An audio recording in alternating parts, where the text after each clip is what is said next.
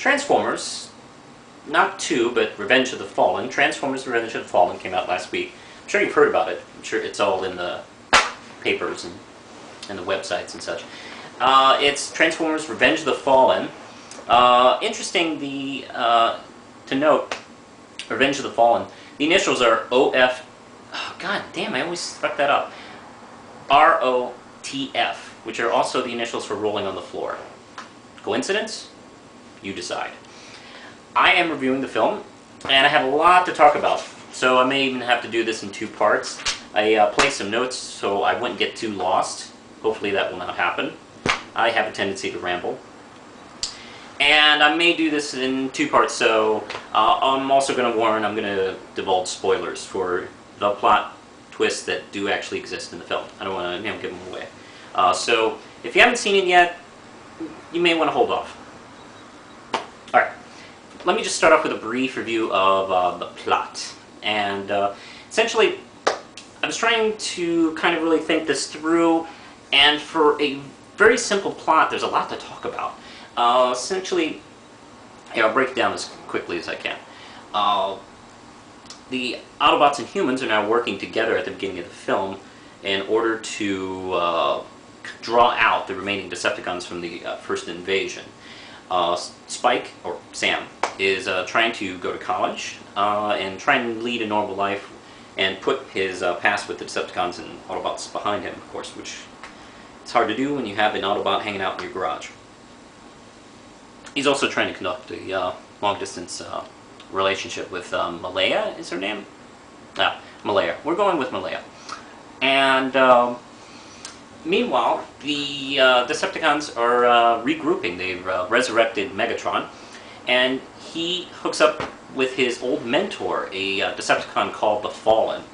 Now, the Fallen had attempted to put an Energon factory on Earth, which will create an unlimited supply of Energon for the Transformers, specifically the Decepticons, but of course will blow up the sun. So, you see what the problem with that is. Anyway, he was defeated and held in exile. Starscream has put up a new base. It looked like about around Saturn or something like that, where he's trying to rebuild. He's trying to build a new army of Decepticons. It's not really working well because they don't really have enough Energon. And the Fallen is there. That's apparently he's hooked up with Starscream, and they decide to kick in a new plan, but they don't know where the Energon factory was buried.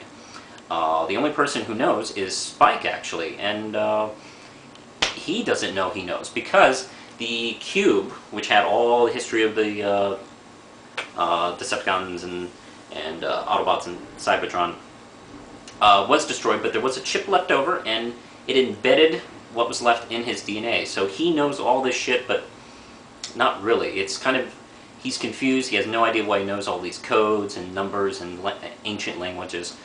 So everybody, once again, is trying to find him. Once the Decepticons do grab him, he is rescued by Optimus Prime, who sacrifices himself in a battle midway through the film, leaving the Autobots kind of scattered because the government tells the Autobots to stand down, and they're going to try and take out the Decepticons themselves, which is a huge bit of hubris, I have to say. I mean, we would not stand a chance. I don't give a fuck what you say about our military. We just do not have the weapons at all. Matter of fact, fucking Soundwave, he spends the whole movie spying on us, and I'll get to Soundwave in a minute. I'll try not to get away. The plot, basically, they figure out the factory's in Egypt. They go there, the Decepticons go there, the Autobots go there, everybody fights, and the Autobots win. The end. That's pretty much the story. Now, let me just break this down for several different points here. I'll start off with what's good. What's good? There's more screen time dedicated to the Transformers.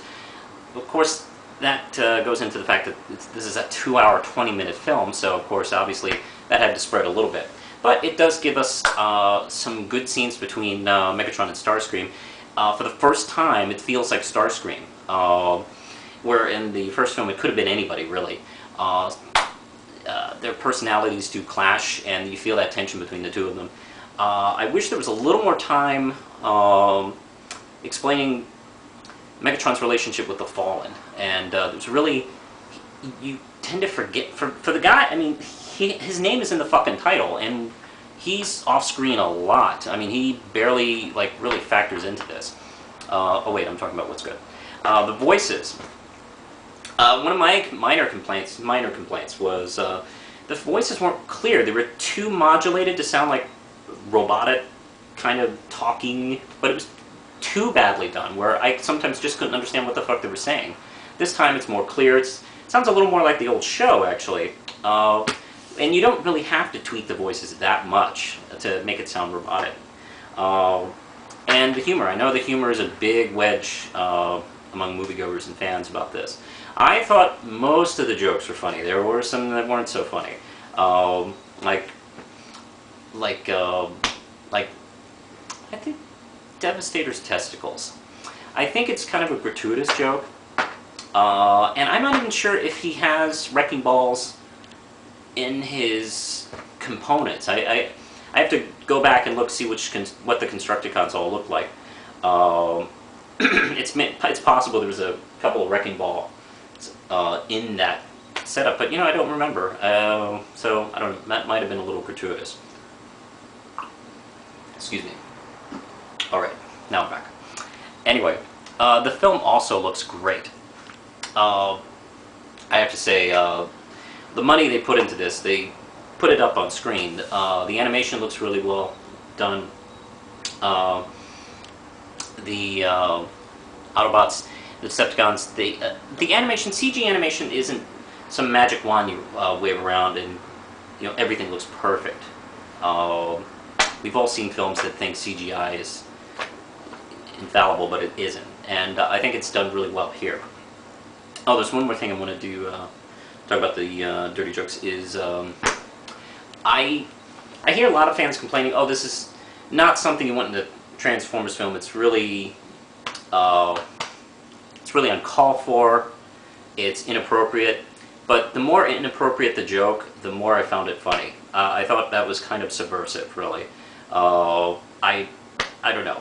To confuse kids with fart jokes or dick jokes, just, that's awesome. I don't care. Maybe I'm flawed, but I like confusing children. And let me tell you, when I was a kid, I watched a lot of R-rated stuff when I was a kid. And when I come across jokes that were adult in nature, I would kind of just let it fly over my head. It's like, well, I'm sure that's an adult joke, I don't know, whatever. But you know what?